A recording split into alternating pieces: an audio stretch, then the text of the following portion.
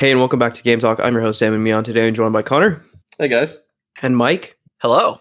And a little fun exercise we thought for this week would be to go through our favorite game genres and just sort of hash that out. I think across the three of us, we have a pretty wide spectrum of tastes. Definitely some overlapping, but I think we cover a pretty huge chunk of the general gaming tastes. So I thought maybe we could just kick this off. I know, Connor, you're super into roguelikes. Maybe you can kick us off with that. For my own taste, it's easier for me to list the genres I don't like, but I think the genre that I read attached to a game that is gonna draw me in faster than any other is roguelike or roguelite.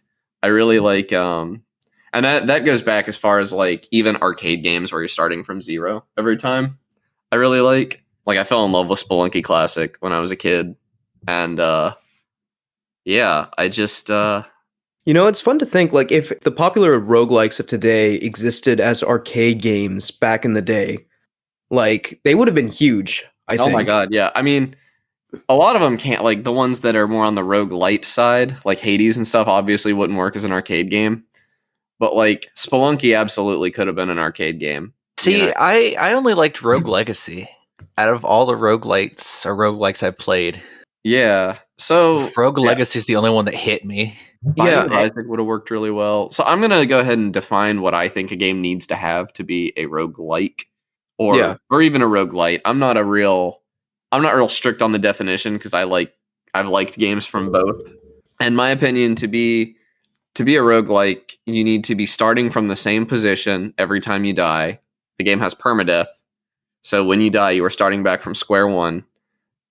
It needs to have typically even a level-based structure is not really important. That's really the main one, is that there is no RPG style mechanic where you get stronger as the game progresses. You are starting from square one every single time, I think is the most important thing to me.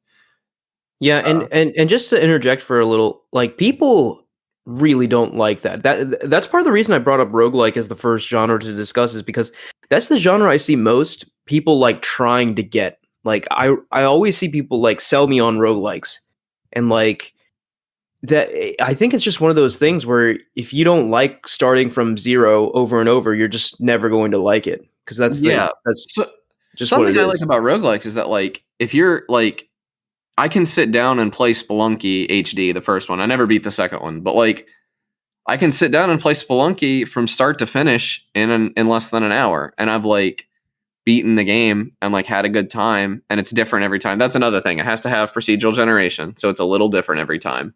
Yeah. So that you're mastering the mechanics, not memorizing the levels. And that's what it really comes down to with me, is why I find roguelikes so rewarding, is that a roguelike can present you with really complex interactions and complex mechanics and stuff, and then kind of simple levels on top of that. And you're mastering these levels, and the way these mechanics work, you're mastering them to such an extent that you can beat this really hard game. But the game, all of your progression is you, literally you, the player. Your character has not progressed at all. And I think that's really cool. I really like it. The game I point to is Noita, which a lot of things in Noita you can survive. Your character, you start with 100 HP every time, and that can be gone in an instant. But what stuff is going to kill you. You've learned through your progressive runs and everything, what is going to kill you. And you've learned which spells to look out for that you really like to have on your wands. And it's not even all skill. Some of it is just knowledge that you've picked up over time.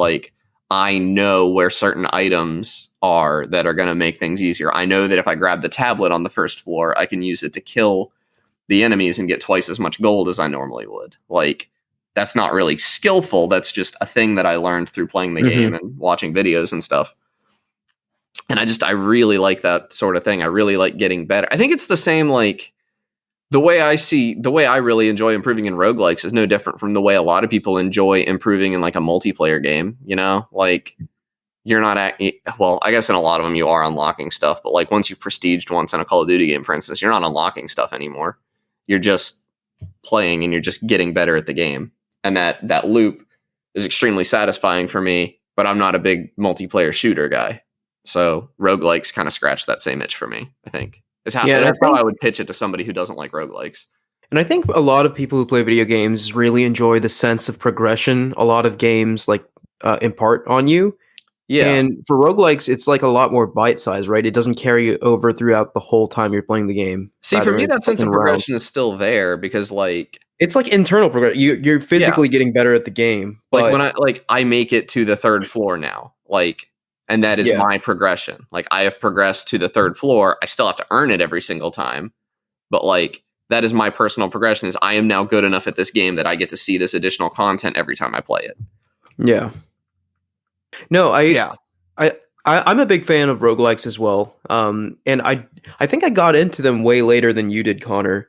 But you kind of jumped in on Hades, right? And then Hades was the first one, and then I got into all sorts of weird stuff that I'd never imagined myself getting into. I like Hades.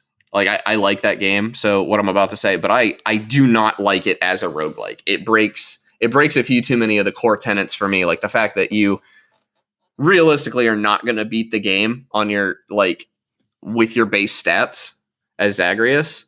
But I do like that the game gives you the opportunity later. Like, it lets you get stronger and then lets you kind of take off those training wheels later. And I do think Hades is a very first beginner friendly. It's an extremely good baby's first roguelike. Yeah. It's very good for that. It also it's a good introduction to the genre for people that might not really like the rest of the genre too, because it's got all those story beats and everything, which is typically not a big thing in roguelikes. I do, Noita is one of my favorite games, so I keep referencing it. Noita has lore and everything, but it doesn't really have a story. It just kind of has a world you discover. And that's typical of roguelikes. Like Enter the Gungeon is another one I really like that, there's no real story. Like, you're trying to get to the bottom of the dungeon. Woo, but there's lore to the dungeon. There's why the dungeon is there and stuff, or the Gungeon, rather.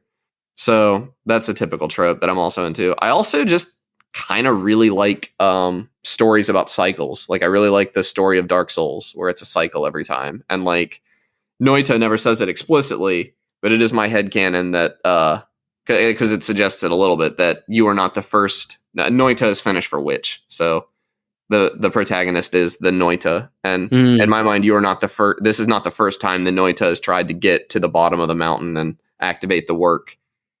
Every single run you do in Noita is canon, regardless of its ending. Yeah. And I really like that. Same with Spelunky. Spelunky has some hand-wavy stuff to explain why you return to the top of the temple when you die and stuff.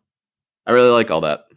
Yeah. It's definitely not a genre for everyone, but if you get hooked into it, it's there's no going back, I think. Like, once you get it, quote unquote, you're going to be a fan of the genre forever. I just remember pouring 100+ hours into Slay the Spire in less than a week, and I was just like, oh my god, yeah, it was everything. it was so much fun. Have you tried Noita yet, Ahmed? No, I haven't. I have it Crazy, on my given how much I talk about it. Steam wish list. Yeah, I know. I mean, I still have to play Outer Wilds too. Yeah, I would. If I had to pick a game for you to play, I would pick Outer Wilds first.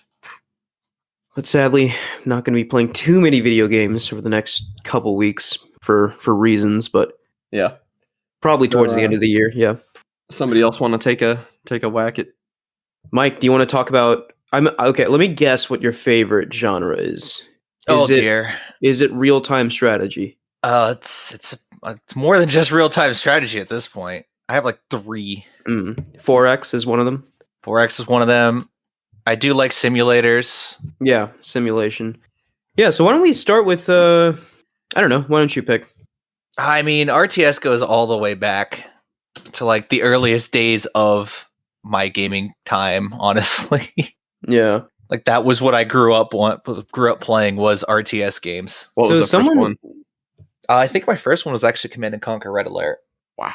So someone without a lot of RTS experience, just having that be one of someone's first genres, early in your gaming life, that's just kind of mind blowing to me, because it always seems so daunting to approach. It really does. It's such a weird dominant genre because it's so PC centric, and most people start on a console. Yeah, back when RTSs were new and the big thing, they weren't as daunting as they are today because now RTSs are there's a lot of obfuscation in the systems to make them competitive. Mm-hmm. And in the early days, there wasn't a lot of definite balance, and the games were just kind of hard. But yeah, That's about it. When you say real time strategy, I think of like StarCraft and like the 30 inputs per second or whatever that game That's takes. just StarCraft. There's some Yeah. games that are a lot slower than that. Mm-hmm. I think StarCraft just kind of codified this is fast, games end real quick, when it's over, and optimizing build orders. But before that, it was largely just hope you win are better than the opponent. I think I have played an RTS game before. Is Stellaris considered RTS? It's an RTS-esque. It's not Maybe light. It's a it's a real-time grand strategy, I want to say. Okay. Because you're not controlling individual units, you're controlling what are fleets. There's a lot I can say about RTSs, but I'm saving it for next episode. Yeah, you could do a grand strategy or 4X. Yeah, or they kind of flow into each other because now 4X is something that I have fallen in love with, since like early college. My getting into Civilization, but Civilization is about the extent of it for me. I'm sure, Mike, you've played a lot more. Yeah, that's why I like the Total War series, because it's this juxtaposition of not grand strategy. 4X. It's hard to describe the tactical strategic layer of Total War, when it's like this weird cross between grand strategy and 4X, and then real-time battles. Yeah. So it scratches both those itches at the same time. Yeah, and I mean, like, I know the topic for today is like genres, but more often than not, like, if we're being realistic, many games fall into several genres, right? Yeah. Genre is very fluid. Yeah, you'll notice most of the roguelikes I pointed out are also platformers, which I really love platformers as well. Mm-hmm. 2D platformers in particular. It's just the RTS and grand strategy genres is just so large, especially paradox grand strategies, which to many people are like the be-all end-all of grand strategies is a paradox platform grand strategy, which are well known for being absolutely daunting to look at. See, that sort of thing like entices me. Like that doesn't, that makes me want to play it more. So I feel like I would be really into these games, but I just need to venture past Civilization. It's just tough to do because when I boot it up, like, I don't feel like playing anything else. What genre is Age of Empires? Is that RTS? RTS. Okay. Yeah. Same with Sins of a Solar Empire, but Sins of a Solar Empire is a real-time 4X. You planning on checking out the new one, Mike? Oh yeah. No, that's another nostalgic series for me. I've been thinking about picking it up since it's on Game Pass. God, the file size is huge. That's another. It's out, right? Yeah, it's out. Yeah. That's cool. Yeah, I just haven't downloaded it because it's like 200 gigs if you want the 4K. I'm just happy it's doing good, because the last major RTS that got any big attention was StarCraft 2, and there's not going to be another StarCraft. No, and they're really sorry to say. One. They're yeah, that's fine. StarCraft is gone, but yeah. Xbox is really pushing Age of Empires right now in a way that I think is pretty cool. Xbox in general has been really good about pushing games that don't necessarily perform super great. Yeah, it was a huge risk releasing another Age of Empires game, but I guess with the re-release of 2 and the HD remasters and everything, they saw that there was still an audience for that style of RTS, so they just greenlit a sequel to Age of Empires. Plus, isn't there quite a bit of nostalgia for that now? Like, Age of Empires 3 is very old at this point, right? Yeah. Yeah, Age of Empires 3 was 2000 something, because I played it when I was a kid. Mm-hmm. What is with gaming this year, by the way? Like, we got Age of Empires 4, we got Metroid 5, we got Psychonauts 2, like... Yeah, it seems like it was revivals. The year of the long dormant franchises. And they're all really good. Maybe we'll get revivals of other platforms. God, maybe. One can hope. So, I guess, it's tough for me because I play so many different styles of games. But okay, why don't we just start with the first? Well, can I guess what yours is?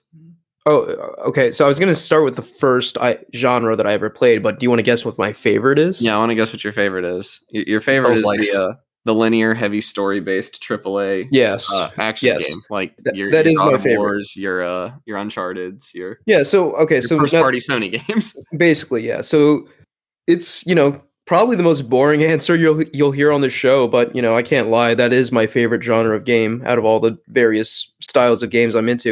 And I think it really started, with the mid to late PS3 era. Sony released these highly cinematic and action adventure style games.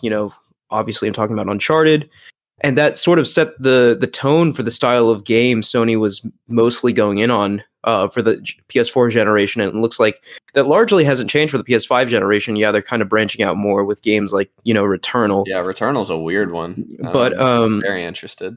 But yeah, like I don't know, man. These games, like I'm someone who loves gameplay. Obviously, gameplay is always why you play video games, right? Like gameplay is the core reason. But I thought I played also, video games for the soundtrack. well, I said the core reason, right? But like to me, story is like almost right up there with gameplay. It's really that important to me. And I think that a lot of some of Sony's best games also have the best stories I've experienced in a video game. And that's, I would guess, probably why, more so than the gameplay, that I loved some of these games so much. And yeah, I guess I'm just a sucker for a good story, especially when I'm as invested as I am, right? Like I can get pretty invested while watching a TV show or a movie, but playing a game is just several orders of magnitude more investment from me personally, like, because I'm actually controlling the avatar that's going through all these things. So yeah, I think it just improves the level of immersion for me when like the gameplay is good and the story is good, and it's just that kind of synergy there. Plus, these style of games often have like a lot of production value thrown behind them, so they often look pretty and they have beautiful soundtracks. Which again, soundtrack is pretty high up there for me, honestly. Like I would probably say gameplay, then very close underneath its story, and then a little underneath that soundtrack. In terms of like what I love about games the most. But yeah, like games like Uncharted, The Last of Us, God of War, like these style of games, Sony has really sort of like opened my perspective up to like how stories can be told in video games. And yeah, really into that. But, that's probably most, if you were to ask like most people, I would guess like aside from multiplayer, that would be the genre. It's not like exactly a unique take, Yeah. It's a pretty basic's not the word I want to go for, but like if you're not into like Call of Duty for the multiplayer, if you're not into Madden, then what's next is going to be like Uncharted and The Last of Us, and yeah, or Halo. Even I'll toss Halo in there because Halo's getting pretty story heavy and stuff. I would still class Halo to me will always be multiplayer first before Really, the campaign. I only care about the campaigns in Halo. Like the multiplayer's Yeah, I don't know if that's a popular opinion, but yeah, maybe not. But yeah, I mean, action adventure. We all know that about me. Like that's not very exciting. So I said it needed to be said. But I was going to talk about the first genre I got into, which is the third person platformer. Yeah, the near and dear to my heart as well. Yeah, Super Mario 64 was 64. Yeah, like obviously that was the first. And you know what's funny about these? I don't know. Like it's weird to me. Like when I think about these platformers, they're not. None of them are really strictly platformers. Like Super Mario 64 is kind of strictly platform. But then I think about games like Banjo-Kazooie and Spyro, and it's just like I feel like a lot of these games were sort of the precursor almost to the action adventure genre. They had like very whimsical light stories, they had a lot of characters, they had abilities and stuff. Yeah, when I play Spyro, calling it a 3D platformer is weird because when I think about what I like about Spyro, I don't really think about the jumping too much. Right, but like I think 2D platformer means something very specific, but 3D platformer can mean like more things in my opinion. Yeah, it's more like a whimsical journey through a collection of 3D worlds. Like, because Spyro that involves collecting various things. Yeah, because if it is like an actual point A to point B, yeah, that's probably a strict 3D platformer. If you're just collecting stuff, really opens up the door to a lot more stuff. You're more exploring these worlds and getting to know them. Like, because when I think about why I really like Spyro 3, like what comes to mind is the music. I liked the art, like the vibes were just good. Yeah, I think more than a lot of genres, 3D platforms really just make me happy to play. Yeah, Like they're case very in point, joyful. Psychonauts 2 is the latest one I played, and that game was a blast from start to finish. It was just super fun to play, like Yeah, but that game is a lot more point A to point B. Like there's a lot of like strict platforming in that game. yeah, And that's true. also an amazing story.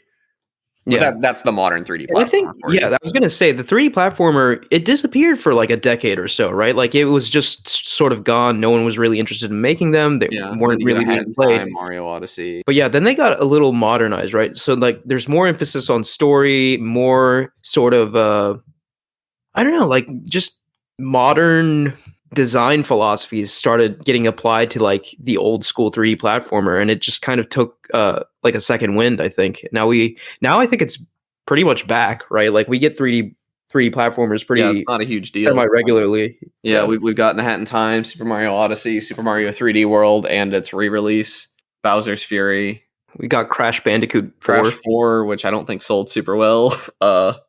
Psychonauts 2, which is doing pretty well, I believe. Yeah. Yeah, And they're not dead for sure. yeah, and fingers crossed, like Microsoft, give me a Banjo, please. I will do anything for that. Yeah, I think Rare's moved past. It's like the Jack series. Yeah, but Microsoft still owns it. Like Microsoft it doesn't have to be Rare. Give it to Retro. They've Also, provided everything else. Jack and Daxter. That's another great one. Like I love the first Jack and Daxter so much. I can't even remember how many times I've played through it at this point.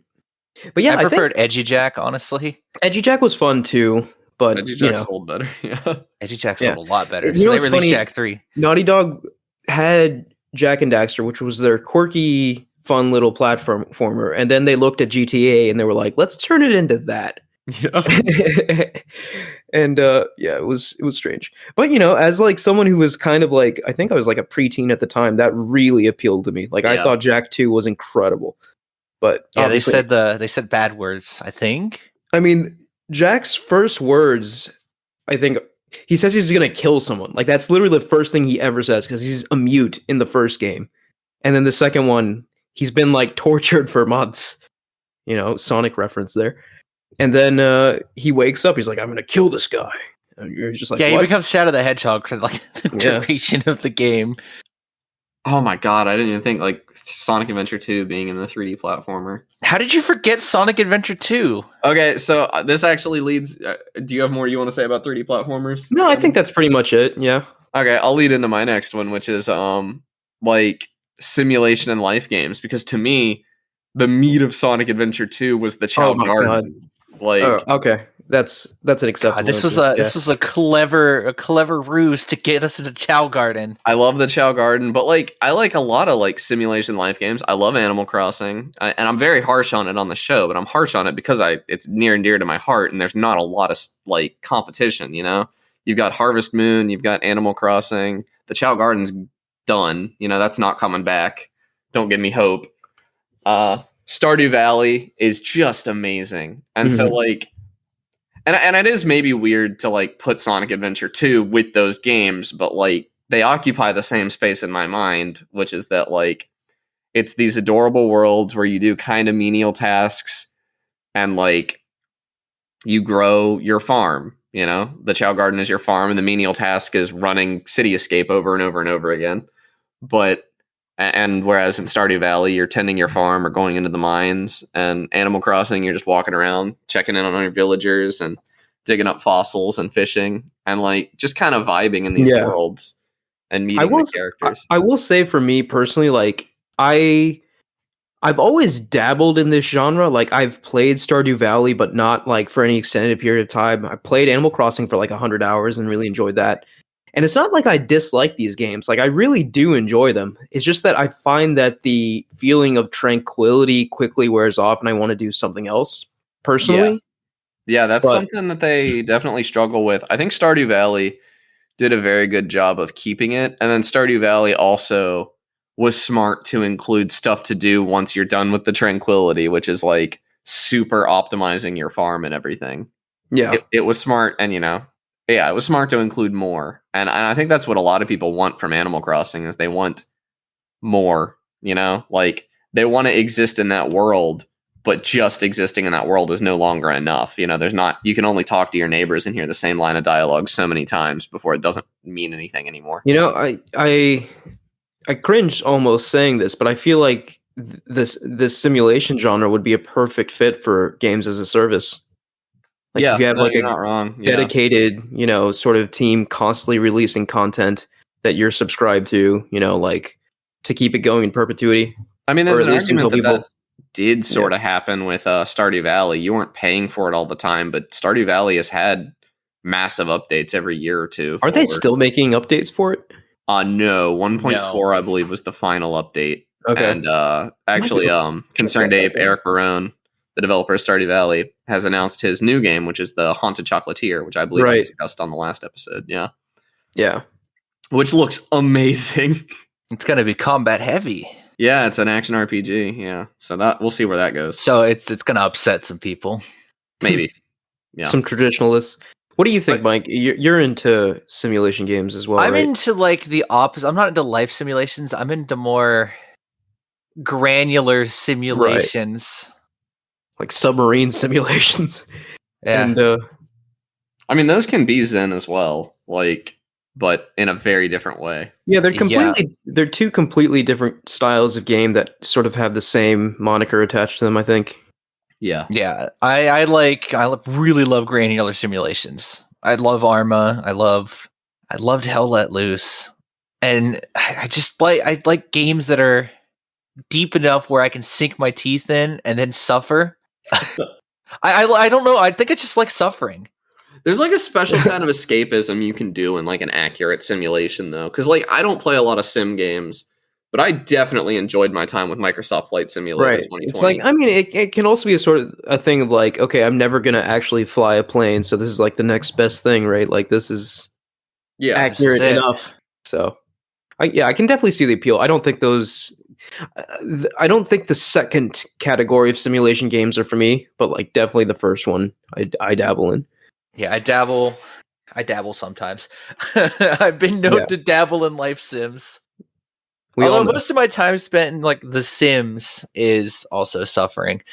Yeah, I forgot to even mention The Sims because it's not one that I've ever really played. You don't think about The Sims. Did you know Animal Crossing was inspired by The Sims? Like really? Yeah, Nintendo. Sounds about right. Yeah, Animal Crossing was like, Nintendo looked at The Sims and was like, how do we do that on a console, really? And like their answer was you control the character instead of controlling, instead of like the third person. I forgot to talk about open world RPGs. Oh yeah. Oh, we can get to RPGs. Yeah, that's like all of us though. No, not so much Connor. Open world RPGs in my top genre list at all. Really, like I played Skyrim, but like I would honestly say like so RPGs can be subdivided into like Western RPGs and JRPGs and CRPGs. Yeah, but what I think of when you say like an open world RPG, I'm thinking The Witcher. I'm thinking the Skyrim. Howards. Yeah, so The Witcher and Skyrim I would classify as Western RPGs. Yeah. And then like action RPGs, I would say like maybe Dark Souls or something like that, right? Yeah. And then computer RPGs, Disco Elysium comes to mind, And then there's like MMO RPGs that are so like RPGs in and of themselves can be like a lot of things, I think. And JRPGs, I loved Dragon Quest XI. It took me a while to fall in love with it, but I did really love it. So I know you probably have a lot of things to say, Mike, but just to get us started, I will say there was a period of time in my life where Western RPGs were my absolute favorite thing in the world. Like I played like Skyrim, Fallout, like Witcher 3, like all these sort of Western developed role-playing games. Like I was all about them. And then obviously JRPGs have been a part of my life forever. Like if we're counting Pokemon as a JRPG, which, it sort of is a turn-based JRPG. Yeah, it's been around forever. And Persona, thinking about like Persona and like you mentioned, Dragon Quest. And obviously, none of us really have played it, but Final Fantasy is hailed as one of the greats. I love Final Fantasy 14, or not 14, 15. 15, yeah. So And I mentioned Disco Elysium. That was the first, I think at least the first actual like CRPG I've ever played, and it was one of the best games I've ever played. So, but I think it might be hard to go back to other CRPGs after Disco Elysium being your yeah, first. I think that was actually just like the best one. Yeah, I think that's like it's immaculate. Yeah, Mike, you have anything to say about RPGs? I mean, RPGs are also kind of formative.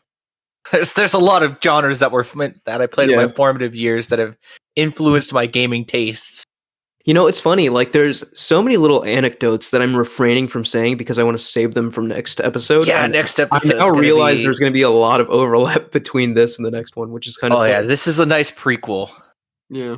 This is the For anybody not counting, next episode is our 100th episode. Yes, episode 100. The 100th episode to our weekly podcast that took us 4 years to get to. Hey, man, it's more episodes than most, I feel like. It is. I just think it's funny that it took us twice as long to get to it as it should. It did. We get to things when we get to them, like we take our time. We move in our own pace. But I do want to give a shout out here to MMOs. Yeah, God. Like, honestly, MMOs can be their own discussion, but like, my gosh, it's there's not nothing even about the game a lot of the time with an MMO, or at least it wasn't back in the day. It is now. Like, when I play an MMO, I don't get into the community like I used to. But when I was an only child and like didn't really have the opportunity, an only child in middle school and stuff, and like my parents were not going to go take me anywhere to go hang out with other kids or anything. The ability to sit at my computer and play a game and like make friends and be around other people was amazing to me. Yeah, and I echo that. Like the community aspect, especially when you're younger, is so transformative, I think. For better or worse, honestly, in MMOs, for better for me, I think, and for you. Yeah. But I will say my interaction with MMOs nowadays is they're like almost surgical. It's just like get in, do what I need to do, get out, and like don't look at it too long or you'll be sucked back in. That's how I feel about it. Don't stare too deeply into its eyes. I don't make friends in them anymore. I don't talk to strangers in MMOs anymore. So like, it's funny. Like it's so easy to do. Like I know one of my friends recently started playing MapleStory again, and he's like joined a guild, and it's full of like dozens and dozens of people that are very active, and it's just like they come from all walks of life, and it's just crazy to me that like communities can just spring up out of nowhere, and can include pretty much anyone. It's a pretty unique thing that exists. I have a million stories that are like near and dear to my heart that take place in different MMOs and stuff. And really like the game had almost nothing to do with it. None of them were like, we beat this epic boss fight or something. It was always like me and my buds were hanging out and like something cool happened. Like, yeah. And we were all, we were there and experienced it together. It was neat. Chilling on the top of that hill in Hennesis, know what I'm saying? Chilling on the hill in Hennesis. Sitting on the altar before I go into a dungeon in Mabinogi, flying around in Flife, which was my first ever MMO. Flife is short for Fly for Fun, for those who were... it's a weird Korean MMO by a company called G Potato. G Potato. That was, I believe, my first MMO. I think that even predated MapleStory for me. I think my first was RuneScape. I never got into RuneScape, but... the same, the story, anything that could happen in one of these games, like realistically, the story would be valid in any of them. Like they all have the social mechanics, the music that draws you in, have any of us played WoW? I've never played WoW. No. That's kind of wild to me. We're clean. Yeah. We haven't been tainted by the Blizzard. I was never allowed to play any game as a kid that had a subscription service. I mean, I played Toontown. I wanted to play Toontown so bad. Toontown was so great. Is that an Extra Life game this year? Maybe. I do remember this. I do remember this period of time where I was basically like hunting for an MMO to play. Like I would just jump between like several. I think I tried Guild Wars 2 for like a week, and like I played Guild Wars 2 a little bit. It didn't hook me. Yeah, a bunch of Roblox others. Kid too. Guild Wars 2 had everything. Like if I wasn't the asocial adult that I am now, if I was still like the social butterfly kid, I think Guild Wars 2 would have been amazing for me because it does have some amazing social features. I really love the PvP in that game. It's really good because it's like team based and stuff. Mm-hmm. I think I would have really enjoyed that game had I been a little younger when it come out. I also would not have been able to get that game if I was any younger when it came out because it was a $60 game and all the other MMOs I played were free. Yeah. And I do want to give I do want to give a shout out to ARPGs because I don't know how you would classify the Souls games. They're not, like they're Souls games. I don't call them ARPGs. See, like, yeah, I feel like they're almost dedicated to like Diablo likes usually. Okay. I might be miscategorizing there, but I feel like I know a lot of people cringe when they hear this. I honestly feel like Dark Souls and games like it have carved out their own sort of genre. I think at this point, yes. Can we agree with fair, that? Yeah. Like what do we have now? Demon Souls, Dark Souls 1, 2, 3, Bloodborne, Sekiro, and did I miss anything? Elden Ring coming up. So that's like 7 games, all sort of like with the same flavor of gameplay. I don't know. I think this style of game didn't exist before Demon Souls came out, and now you see Soulslikes everywhere. Like you see, what is it, like Legends of the Fallen and like The Surge and like Neo, even like all these sorts of the games that like clearly are heavily inspired by what Miyazaki has done. The thing is, though, I don't think any of them have really been able to stand on their own the way that Dark Souls has. And like, I agree. Yeah. The comparison is the search action genre, which are like Metroidvanias. And like, it was a long time before there was another game that could stand on the same hallowed earth as Super Metroid. And then not everybody's going to agree with me on this, but Hollow Knight came out and was better in every way than Super Metroid. And yeah, I mean, I personally think Hollow Knight is the best. Hollow Knight is the best search action game by a long shot. Like, it's not even close, in my opinion. But yeah, and I'm waiting for something. I'm waiting for the Souls-like game that like makes us think, was Dark Souls even that good? Like, gosh, oh my gosh, if that day ever comes, like, I can't even imagine. Yeah, that video game will end my life. Maybe it'll be Elden Ring. Oh god, yeah, Elden Ring. Oh, there's a demo tomorrow. Yeah, I have to watch it. Okay, I have a question that just popped up in my head. What would you guys classify The Legend of Zelda as? It's not an RPG. A lot of people like to call it an RPG. It's it's not. I don't want to call it action adventure either. I think it is action adventure. Yeah, it's definitely action adventure.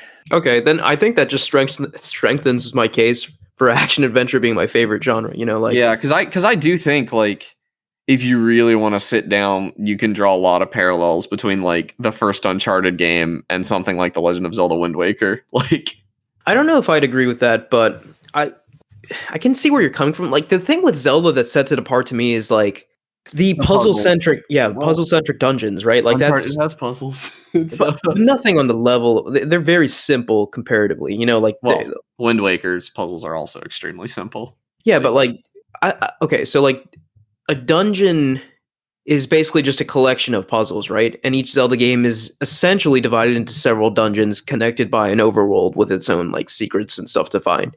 But I would not call Zelda a puzzle game. No, I wouldn't either. So like, that's why I was thinking, like, what would I call Zelda? Like, I'm not quite sure. Like, one of these all-time, well, in my opinion, probably the greatest franchise in gaming history. Like, I don't even know how to classify it, really. Yeah, it's its own thing. I still definitely think it's action adventure personally, but yeah. I think that's the closest analog. I think you're right. Yeah, but also genre. I mean, to be clear, this kind of the caveat of this episode is that genre is meaningless. Yeah, we're just sort of fitting things into arbitrary boxes. If I'm going to sit here and make the argument that Sonic Adventure 2 is a life sim game, like, it's meaningless. You could argue a lot of things about genre, but I think I've been thinking a lot about search action games recently, and I've always or Metroidvanias, but I'm trying not to call them that because I hate that name. Since only a few of the Metroid games are even Metroidvanias, really, and even fewer Castlevania games. But I really like a good search action game, but like something being in that genre is not enough to hook me. Like, I love Hollow Knight. I love most of the Metroid games. And I would also argue that a lot of search action DNA is in the Dark Souls games as well. There's definitely some in that, like, you get lost a little. That's about it, though. No, well, I guess There's you're also right a in lot the of sense that Zelda to the Souls-like games, though. There's a lot of Zelda in them, but I wouldn't say there's a lot of search action. well, I was arguing like just in the way that the levels are interconnected, but like you don't have to like upgrade things to come back and like Yeah. Yeah, that's but not what there's happens. Yeah. backtracking. Yeah. So I don't know. It's kind of like a blend. You don't have to find an upgrade to unlock an area.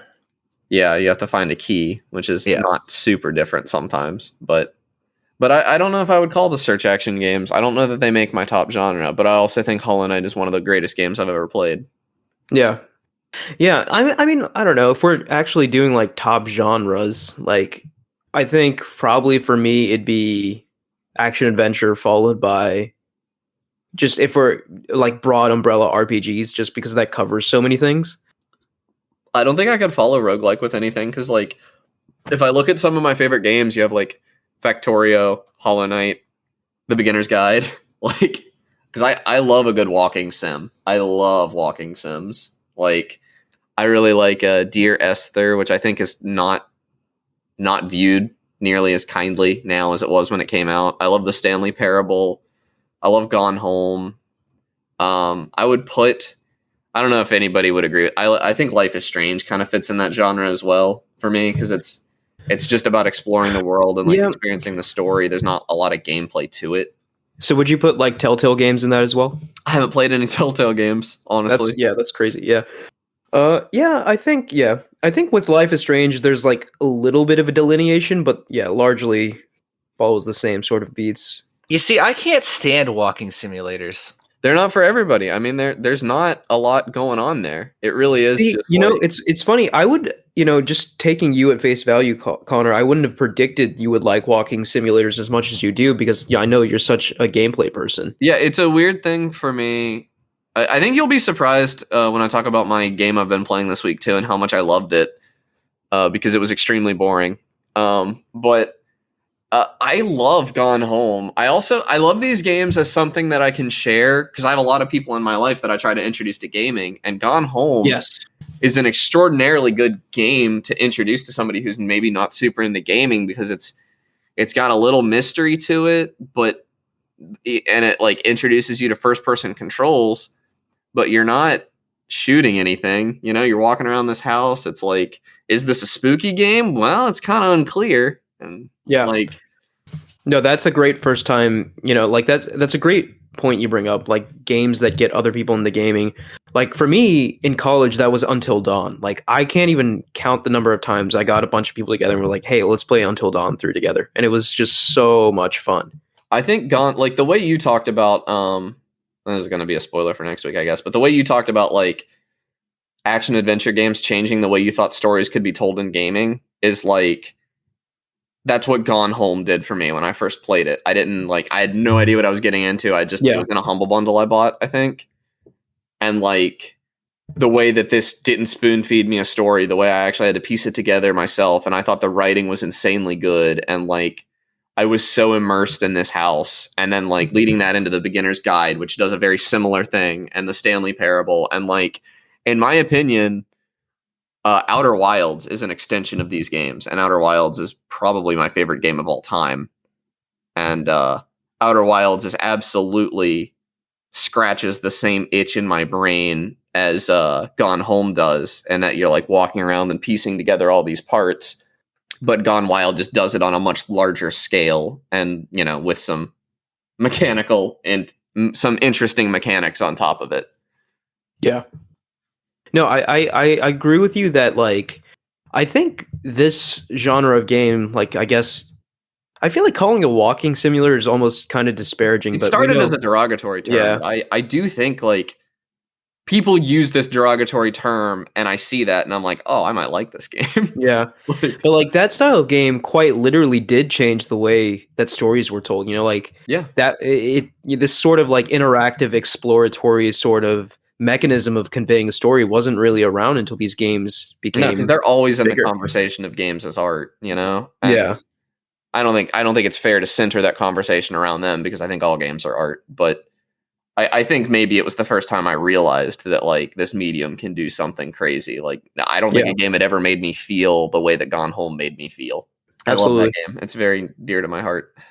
No, it's a great game, and it definitely was like one of those pioneering games. You know, like I think Gone Home was one of the first to do it, Yeah, and then Dear like Esther I think was before Gone Home, and I had played Dear Esther and I didn't have the same takeaway as I did with Gone Home. I liked Dear Esther, but Dear Esther felt very experimental, whereas Gone Home felt like it was the first time that like they really did it. You know, yeah, because Dear Esther's like half an hour long or something too. I felt Dear Esther was half an hour too long, honestly. Yeah, Just- Dear just- just Esther. No, Dear plotted. Esther's rough around the edges, and it's a little pretentious. Maybe I don't think I Gone Home is don't so like pretentious. pretentious games. I don't like. I do. You're forced to walk. I I don't want to do like feel a pretentious talked down game upon because that's what I've Yeah. dealt with a good chunk of my life. I don't want to deal with it in games. That's fair. Yeah. So yeah, I think like all the previous genres we've discussed, maybe one or two of us were into, right? Like, but I think something all three of us play quite a bit are first-person shooters, right? Yeah, because I Like- don't think there's anybody who hates first-person shooters, and if they No. do, There definitely are. Like, actually, there are people out there who, well, more casual people who just don't really like the first-person perspective in games, which I can understand, I guess. But I do know there's people who are vehemently opposed to combat in their games, which is weird. I this is a tangent now, but I did see some of the people I follow on Twitter were kind of up in arms that Dyson Sphere program was announcing a combat update. See, I feel like that's super unnecessary. I'm not somebody who's going to get up on a high horse and say that like not having combat, like that having combat in a game makes it worse. But I do think that there's something special about a game that can hold you and not do combat because combat. I mean, they're making it optional. Is the then the it's thing. fine. People are Yeah, you whining. can turn it on and off. Because like I keep the when you I create keep the the save. combat on in Factorio, even though it's not really the point. It kind of gives you something else to do while you wait for your production lines. Yeah. yeah, I don't think, it's sort of an archaic thought that like a game needs combat to be engaging. Like I feel like there was definitely a period of time where that was like the prevalent thought, like maybe in the PS2, PS3 kind of era. But like we've proven, like you can make a game out of just about anything, I think, and have it be good. It's just a matter of how it's designed. I think in the case of factory games, you need something to create an antagonistic factor or Yeah. something to kind of keep a reason to progress. I think it helps, but Satisfactory doesn't really have that, and I really like it. Satisfactory, your reason to progress is just because you want more resources. Yeah. Yeah, I don't think it's necessary to have, but I don't think it's a bad thing to have either. Yeah. But yeah, I think as far as first person shooters go, like I love Doom Eternal so much. I love Titanfall. Yeah, I'm gonna yeah, be so playing Apex it's Legends funny. after this. It's really funny. The first two you mentioned were single player largely. I know there are multiplayer modes, but like you play those I games vastly prefer single player for the single player shooters. first person shooter, which I feel like is not as common as obviously. it's a genre that's dying out. Not Single player anymore. FPS? I don't argue. Like I think saying I've said this a lot this episode, but like it maybe used to be dying out, but I don't think it is anymore. Like I really feel like.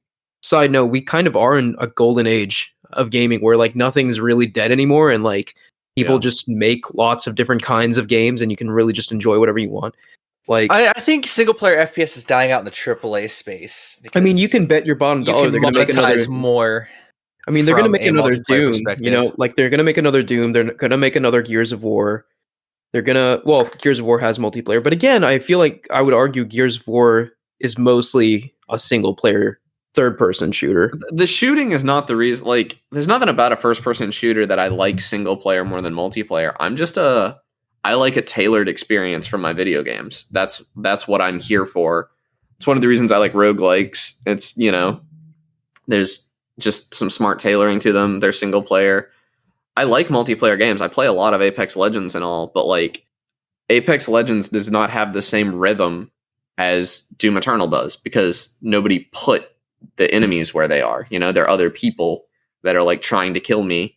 And I also like, there's a certain amount where like, I don't care about being good at video games. And that mentality is not, I guess that kind of clashes with my love of roguelikes, but like it's not about being good. It's about being better than I was yesterday, if that makes sense. And that is extremely rewarding. Whereas multiplayer shooters, I really don't care about beating the other guy. Like, that doesn't mean anything to me. Whereas, like, being able to beat Doom on normal and then being able to beat Doom on Nightmare, I love that progression in myself. You know, it's funny because I feel like almost the opposite as far as first-person shooters are concerned. Like, I think I only play multiplayer first-person shooters. Granted, I do play like the campaigns those multiplayer games have, but as far as like a first-person shooter game goes, I don't know if I've actually played like a strictly single-player first-person shooter. Like, obviously, like games like BioShock and stuff are first-person perspective and involve shooting, but I wouldn't call that a first-person shooter. Yeah. But like, yeah, it's I feel like I'm almost on the other side of that coin. Where, I mean, granted, I feel like I don't play first-person shooters as much as you two. Like, but when I do play them, it's always like multiplayer with friends. Yeah. I mean, I don't feel like I play a ton of FPS other than, like, I play a lot of Apex with my friends. Doom Eternal, like, the fact that it's a shooter really didn't affect my enjoyment of it. I really was just like, I like, this is Doom. I'm the Doom Slayer. Like, they're hyping you up the entire game. There's like a flow to that game. It's not so much that I love the shooting. There's like, it's the immaculate flow and like constantly being hyped up. I gotta play that. I really gotta play that game too. Yeah. And then Titanfall 2, I actually was a lot more into first-person shooters when that game came out, but the campaign of Titanfall 2 is just insanely good. It's just a masterclass in game design. It's really good. But I love the multiplayer in Titanfall 2. I would be playing that all the time now if it had a community that was alive, if it had crossplay like Apex does. I think the problem with Titanfall is that the devs have stopped supporting it. And that's generally the issue with a lot of multiplayer first-person shooters, is that once the devs start to stop supporting it, the community just kind of dies around it. Yeah. Yeah, it's hard to keep these communities going. Yeah, I mean, like, with Titanfall's case, they have Apex Legends now, which just, like, that blowing up the way that it did, like, I don't really know if they'll ever go back to Titanfall, even though I think they've said publicly they plan to, but, like, I don't know if I believe them. They have said that they have not abandoned Titanfall, as all, like, that's the official PR statement, is that, like, Titanfall's not dead. But there's also, like, you could argue, like, the new Apex Legend coming out, I think today or something. It's this week, whenever it is. The new Legend they're releasing is a character from Titanfall 2, Ash. And, like, that could be what they meant, you know? Yeah. I just want another Titanfall 2 game. No game has movement like that. It feels so good. And, like, a bunch of first-person shooters tried to copy what they did, and none of them got it right. Largely for design reasons, more so than mechanical, I think. But yeah. Mike, what do you have to say about first-person shooters? Because I know you're big into them. I'm not as big as I used to be. Really? I just haven't found a lot that have interested me, and I haven't hated after playing them long enough. Because a lot of the times I'll just end up hating the shooter. Yeah, they're hard to get right. I'm not a big shooter guy. It's more like I just, like, by cultural osmosis, like, if I was picking the game me and my friends were playing all the time, it would probably be Rocket League. But, Apex Legends is our middle ground. It's like it's inoffensive. It's what we play. Yeah. We also really, you and I both got into Deep Rock, and that's very much a first-person shooter, but it definitely doesn't feel like other first-person shooters. Yeah. But yeah, I don't know. Like, are there any other genres you all are into that we want to go through? I feel like we've touched on the big ones that we personally are into, right? I don't know that this is really a genre, but there's definitely a type of game I'm attracted to that is, like, pretentious indie game. Oh, you don't say. Yeah. So, like, yeah. And, like, I don't know if it's really a genre. I don't know if pretentious is the word, because I think this one was just really good in general. But the game I'm going to talk about in my games I've been playing is called Unpacking, and I really liked that. And it's it's an indie game that I could not place in any genre. Like, it's classified as family and kids on Game Pass, and that's not right. That's not right at all. Like, okay, that just doesn't make any sense. I'm trying to think of other games that I've played like that. Like Proteus, I liked a little bit. Proteus is like a weird walk around. I can't even. That's Proteus with a T, not with a D. That one's a first person shooter. Like just weird indie games. I really get into sometimes. I don't know. So, certain other games that I've played, but I don't think are like they're not genres I'm passionate about per se. But like I played MOBAs before. Like I played League of Legends before. There was a period of time where I played quite a bit of League of Legends back in the day. I've played, I don't know if we can call it a fighting game, but like Super Smash Brothers, right? I know it's not traditionally a fighter in that it's not like a 2D plane where you do like a 1 versus 1 and you have to memorize complex combos, but like I totally forgot about character action games like Devil May Cry and Bayonetta. yeah, I mean, I don't like the term blank action games. I think if anything were to be an action game, it would be Devil May Cry or Bayonetta, like Dark Souls action game. Yeah, Dark Souls is not an action game. Devil May Cry and Bayonetta. Devil May Cry 5 is just immaculate. Devil May Cry is more, it's like a hack and slash, isn't it? People are trying to get, it's not really a hack and slash because a lot of times people look at hack and slash and they think they'll talk about Diablo. Diablo's ARPG. What are they talking about? People call Diablo a hack and slash game. I've seen that's that. not right. Yeah, that's not right. God of War is a hack and slash game. Like the first 3 are hack and slashes. Well, see, I mean, they're not as actiony as Devil May Cry, but there are like combos and stuff to. Oh no, I think that those belong in the same genre. I'm just saying that genre is not called hack and slash. It's definitely called hack and slash. It's not. You hack and slash. You hack and slash. It's very simple. But as far as action games goes, have you guys ever played Metal Gear Rising: Revengeance? That's a hack and slash. I intend to though. That game was awesome. You're right. Like user-defined tag, they called it a hack and slash game. I just 100%. Checked Devil May Cry 5. See, if anything was ever a hack and slash game, it's Metal Gear Rising. It's less hack and more slash. Hack and slice. It's way more slash.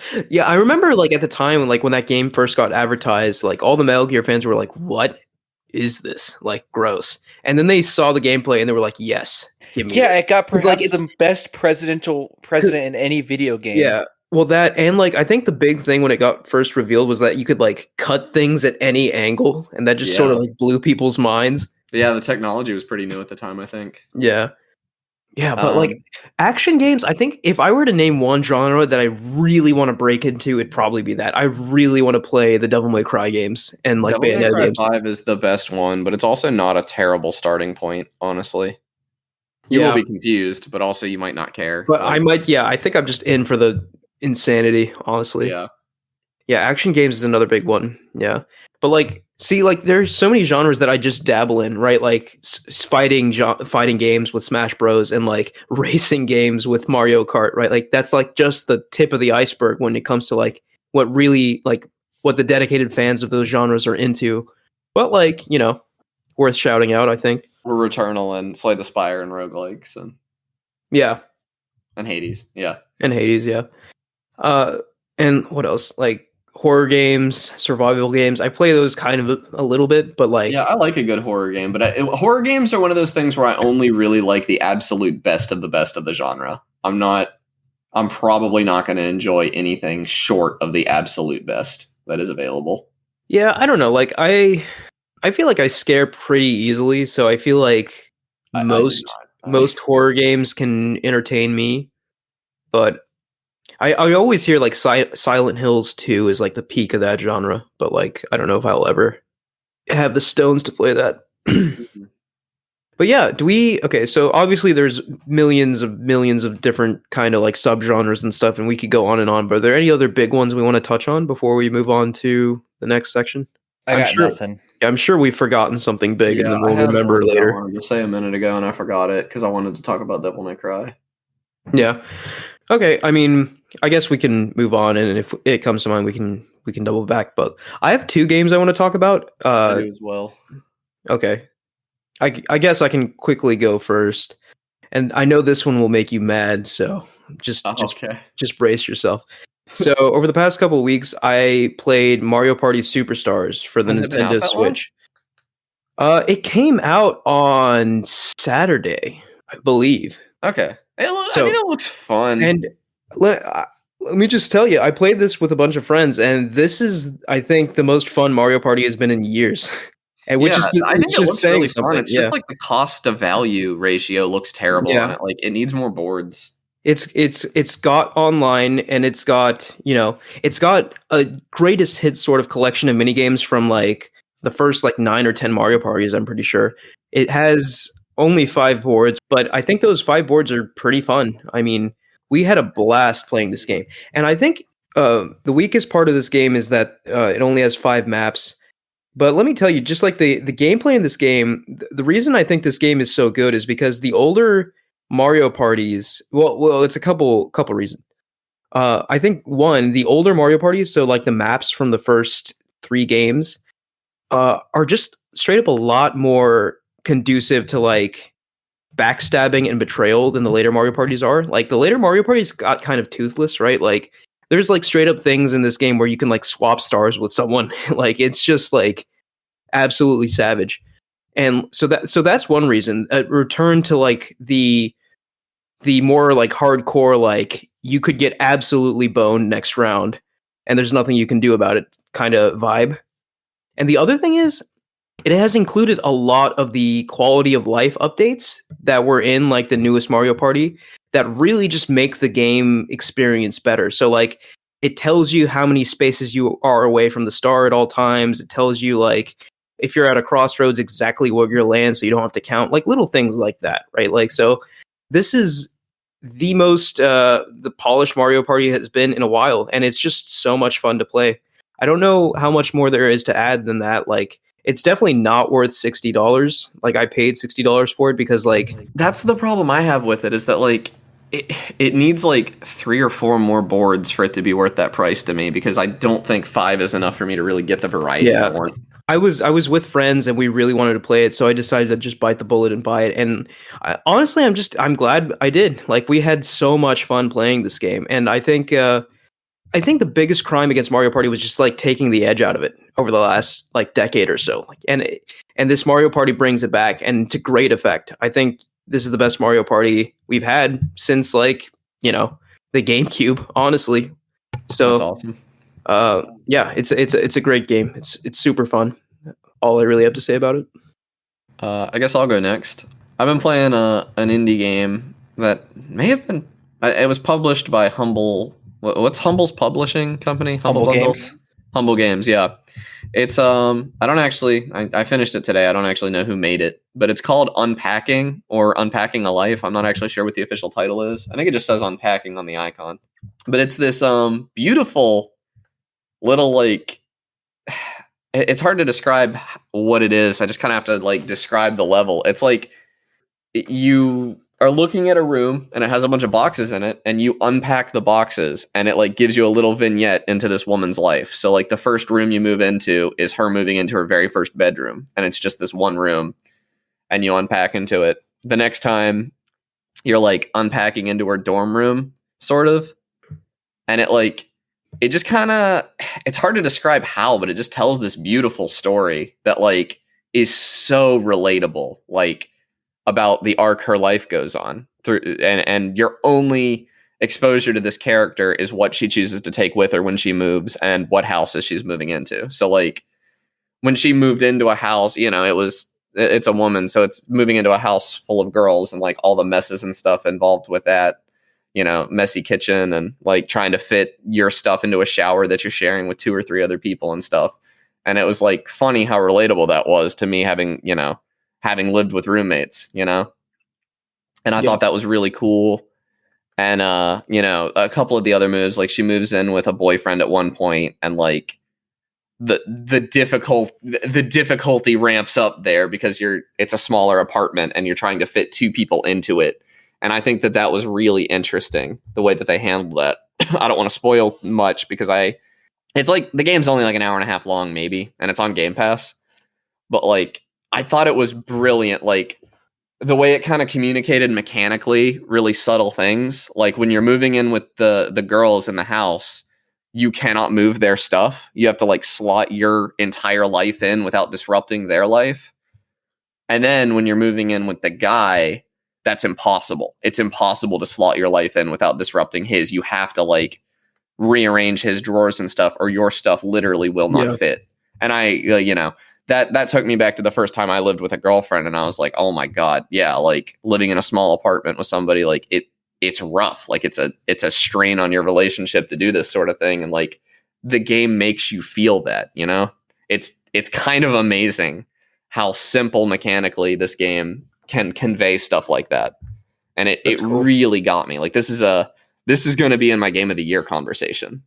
That's high praise. That's really cool. But I also could see Mike hating it because it's a pretentious indie game where all you do is unpack boxes. Like, That's about right. Yeah. so there is that. But I would, if you have Game Pass, you should really play this game. Like it's not asking a ton of you. You'll know whether or not it's for you very quickly. And yeah, I love it. It's beautiful is like the only word I could use to describe it. The way it conveys its story is incredible. It sounds very avant-garde. Maybe. Yeah. How about you, Mike? Oh man, I've been playing Project Wingman, and I didn't realize it was on the Humble Monthly until November 1st, and I bought it on October 29th. So I did end up paying half price for it though, so it worked out. But man, is it a fun game. Yeah, sell me on this game because I got it in the Humble Monthly and I was thinking about downloading it. So have you ever played an Ace Combat game? I have not. Oh, it's a flight sim in the sense that you fly a plane, and that's about it. There's no simulation to it. It's straight up arcade. So it's more like the old like Star Wars like Rogue Squadron, that sort of thing. Yeah, it's very much, it takes pride in being realistic but unrealistic at the same time. Like you can do flips, never mind. Ace Combat always looked really anime to me, if that makes sense. Like it looked like if somebody was going to make an anime about flying jets. It's Ace Combat but with less anime, I guess. It's very, very picturesque. A lot of the fights have you really pumped for when they happen. Because the mission that I was stuck on was, you were fighting in a thunderstorm. And you had to attack ground targets, so you had to dive below the storm clouds in order to see them. That's or else so you were cool. just going to suffer. That sounds really cool. And you couldn't see anything in those storm clouds at all. So you had this significant layer of just no visibility. There's no checkpoints. And missions are 20, 30 minutes. I think the fastest one is about 15. So if you die at the end of the mission, you have to restart the mission again. Be warned. Yeah. It's one of those games that you just have to just get lost in. The soundtrack really, really sells it, and you could tell they put a good chunk of their budget into it. Mm-hmm. Because it makes you feel like a badass the entire time. It's hard to quantify. It's Ace Combat without the touch of Japan. Without the Japanese touch. Without the Japanese touch. Mm. It is an indie game. It does have that level of... No, actually, it's pretty polished. There's no jank to it. That's good. I'm halfway through it at this point. I have more thoughts, but they're hard to articulate because I'm rolling through it. I need to write these down. I never write these down. But so is there a multiplayer component to it? There is no multiplayer. It is strict single player, but there's enough replayability, and I think there's a roguelite mode to it as well. Uh-oh. All right, downloading. Oh yeah. there is a roguelite mode. It's in beta right now, I think. You said the magic words. Yeah. Yeah, I did say the magic words. I may not love every roguelike, but I do love when non-roguelike games introduce roguelike mechanics. Yeah, there's a whole, like, there's the campaign, and then there's a conquest mode where you're just doing runs, and if you die, you restart. Mm. I think you keep your money. I'm not sure. I haven't touched it. I've been playing the campaign, which is equally good. There's no story in it, but the story doesn't matter. You are a pilot, and you fight. And the color orange. There's a lot of orange. Orange equals danger, missiles equals danger, and the missile lock-on sound gives me anxiety. Uh-oh. You hear it a lot. Yeah, I don't like, I do not love incessant beeping. I can't stand having low health in a Zelda game. Oh yeah. You get used to it because there's a lot also going on at the same time, but you tune into that missile beep, and you know to start moving. Don't go in straight lines, start shaking. Yeah. It's a very cool game. I probably will talk more about it next week or whenever we record again. So anywhere between next week and 4 months from now. All right. It'll be sooner than that. It'll be sooner than that. It'll be this year. It'll be this year. Yeah, we'll get it done this year. I hope. All right. I mean, yeah, next one will take a little bit of deliberation before we do it because it is the big 100, but it'll come before the end of the year for sure. Our weekly podcast. Okay, I can go next, and then Connor, you can finish us off. All So I was only planning on talking about Mario Party today, but then literally today I got into this stupid mobile game that just is like I'm gonna be real with you guys. All I've been thinking about while we've been doing the show, like What game is it? So it is called Super Auto Pets. Oh, okay. Yeah, I've heard of Oh, it. I hear it's God. very good. So okay, so it's an auto chess game. And if you don't know what that is, it's basically you select units before the beginning of each round, and then basically they go and fight, right? And that's really boiling it down. But like each different animal has like different abilities. So like if you have an ant, the ant's ability is that if it dies, it can randomly give like +1 attack or something to like another one of your units. Like so, it's things like that. So you can like mix and match and strategize.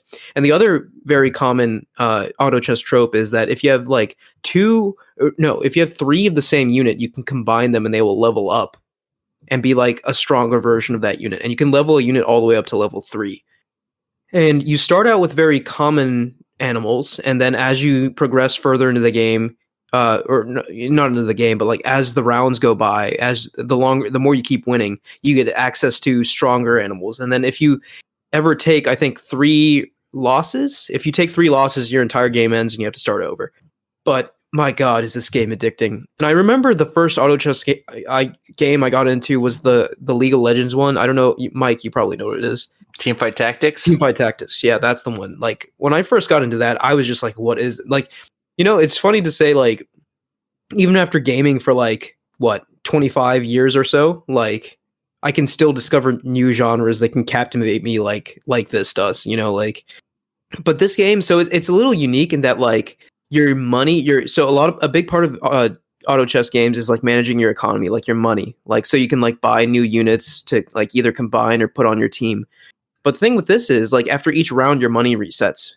So like you have to spend basically all of it in one round and like optimize it in that round, and then have your people go out and fight and come back, and then you have 10 coins again. So you can't like save things from round to round, which I think is a little unique because like a big part of these games is like managing your economy across various turns. But yeah, it's a simple little game. You have like cute little bugs and critters and like dolphins, and eventually like the higher level animals are like gorillas and dragons and stuff, but like it's very cute and simple seeming on the surface, but like the strategy can get quite deep, honestly. Like you can combine various effects to do like crazy things and like really sort of put a lot of thought into how you're going to do it. And another interesting thing about this game, your round, like where you're planning your units and stuff, has no time limit, right? Like, so typically these games have time limits, but like for this game, you can spend as long as you want. And then whenever you're ready, you can match into another actual person who's on the same like round as you are. So like round 2 or round 4 or 5 or whatever. So that right there is kind of like an ingenious thing, because it's really easy to pick up and put down. Because there's no like, okay, I have to make my strategy decisions like within like a minute, otherwise I'm screwed, right? Like you can literally just leave it there for days if you want and pick it up and be like, okay, let me finish my turn. That's cool. So yeah, it is dangerous right now for me. I will say that, because like I was very intentionally avoiding playing video games because I'm trying to study for an exam for a certification, and now I've stumbled onto this thing, and I'm gonna have to like purge it from my system before it's too late. That's all I'll say. Connor. I don't know how popular this game was. I had heard of it a couple of times. It's called The Forgotten City. Yes, I've heard of this too. I think it's on my PlayStation wish list actually. It's on Game Pass. That's how I ended up playing it. I'd heard of it a few times, and it's really good. It actually started as a Skyrim mod. That's so interesting to me. Yeah, that's crazy. It's like a time loop game where you travel back in time to an ancient Roman city, and basically the time loop is that like if anyone in this city commits a sin everyone in the city will be turned to gold, and it's called the Golden Rule. And unless you do something about it, someone in the city is going to commit a sin, and everyone gets turned to gold, and you have to start the loop over. And it does a lot of stuff. It dives into like Roman culture and the Roman gods, and a little bit of how, you know, those were inspired by Greek culture and Greek gods. Because there's at least one Greek in the city. The one I remember is a guy called Georgius, and it's just really good. It definitely it has the walking sim vibes that I'm very into. It has a mystery you have to solve, sort of. It has a problem you have to solve, at least, which is like, what is a sin? You kind of dig into that, like what constitutes a sin? Because like they've been there for 7 months in this city and haven't been killed yet, but like there are slaves in the city. Like, is that not a sin? That seems pretty egregious. And you talk to you end up befriending the magistrate of the city, who is the only other person who kind of knows you're in a time loop because he caused it, but he doesn't actually remember things loop to loop.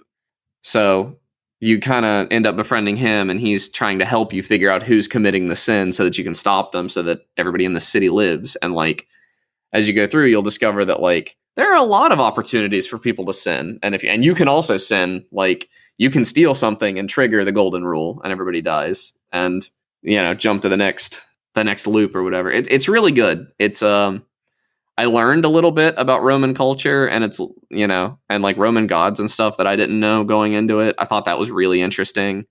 The way it handles the debate of what is a sin is interesting for most of the game. I do think that there are a couple different endings. The first ending I got, I felt like really kind of fumbled, which it's the canon ending. The last like 5 minutes were not very good, but like it took me 3 or 4 hours, I think, to get there. So like overall, I'd say the game's extremely good.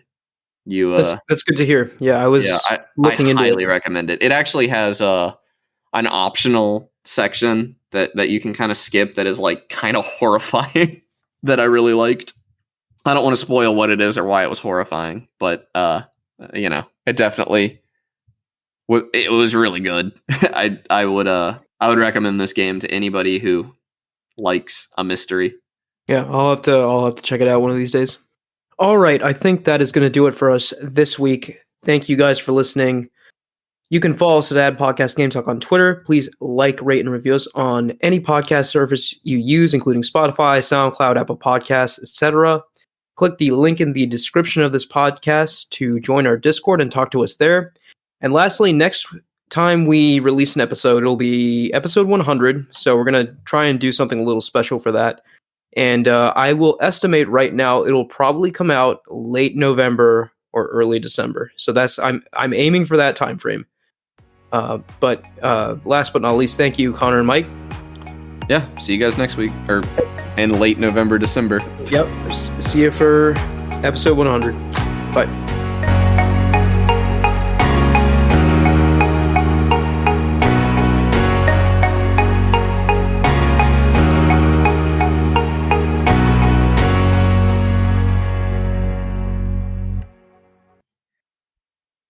Hell, Hey, messed that up. I'm your host, Damon Beyond. I messed up the first letter of the first word. Jesus. All right.